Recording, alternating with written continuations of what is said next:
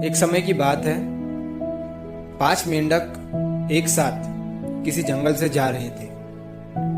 चलते चलते उन मेंढकों में से 3 मेंढक एक बड़े से गड्ढे में गिर जाते हैं।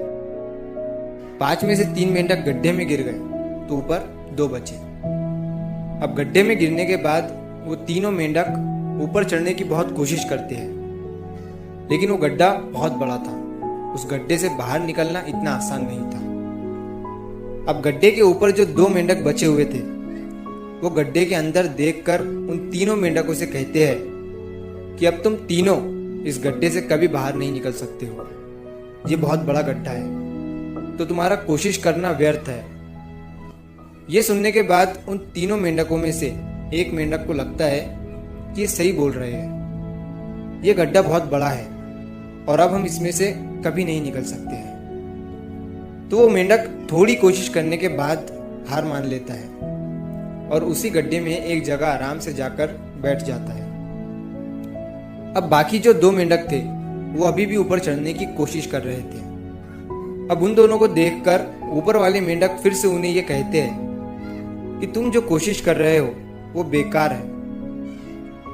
तुम इस गड्ढे से कभी बाहर नहीं निकल सकते हो और अब तुम्हें अपनी सारी जिंदगी इसी गड्ढे में गुजारनी पड़ेगी।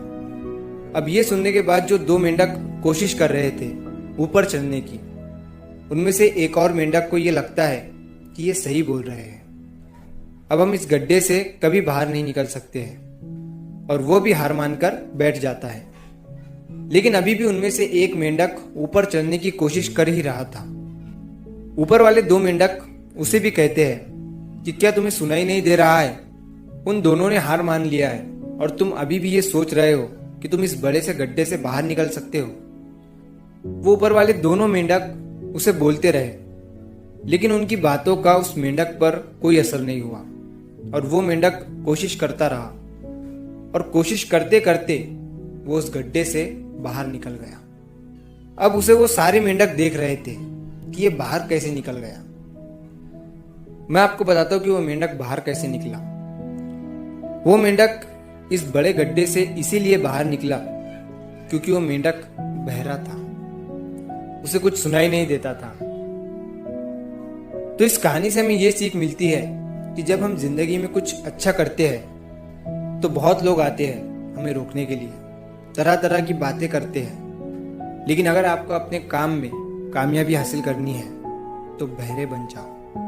उनकी बातों का अपने ऊपर कोई असर ही मत होने दो, क्योंकि सबसे बड़ा रोग क्या कहेंगे लोग। लोग तब भी कहते हैं जब आप कुछ नहीं करते हो और तब भी कहते हैं जब आप कुछ करते हो।